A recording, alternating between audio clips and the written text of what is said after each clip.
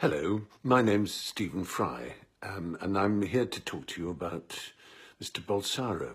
Now, you may think, what place has an Englishman to talk about Brazilian politics? And you'd be quite right. It's none of my business to tell you how to vote. But I've been watching his steady rise in Brazilian politics with some alarm. I have met him, I interviewed him. The interview is available for you to see on YouTube if you'd like. And I have to say, as I did at the time, it was one of the most chilling confrontations I ever had with a human being. I really felt I was looking into some very dead and frightening eyes indeed. What the camera didn't show was his cadre, his group of, I don't know, protection bodyguards. They were frightening enough. He lives in a fantasy world of militarism, which I find deeply upsetting and frightening. And I suppose, far from telling you how to vote, which is none of my business, I'd be the first to admit, I would ask you to speculate on what you think it means to be Brazilian.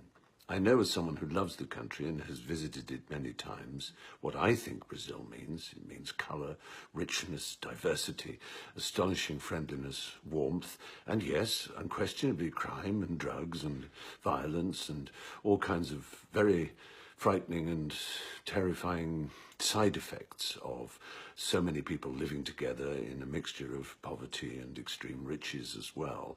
I'm not saying it's a perfect society, and no Brazilian would ever argue it was. But I would say that the Brazilian spirit is one of inclusion, acceptance, love, and sheer pleasure in variety. Think of the music, the mixture it has of the races that make up the Brazilian people. And think of the food. Think of all the art and the culture and the excitement and the parades and so on. They all speak to a wonderful mixture.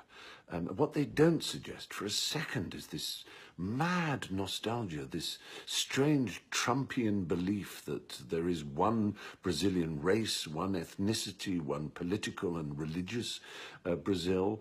I mean, does he want to be Emperor Maximilian? I don't understand really where he comes from. It seems to be a very dark, frightening and incredibly ignorant place. If the world is to be happier, it won't be by going backwards. It never has been, and it never will be. And the talk he gives, the speech he uses against people of colour, women, and of course the LGBTQ community in particular, is genuinely terrifying and will result in more broken heads on pavements, more blood spilt, more torture, more killing, more unhappiness, less acceptance, more crying parents. That can't be right. Surely Brazil is better than that. Brazil is better than Bolsonaro. That is my view. Take it just from someone who loves your country. That's all I have to say. Much love. Bye-bye.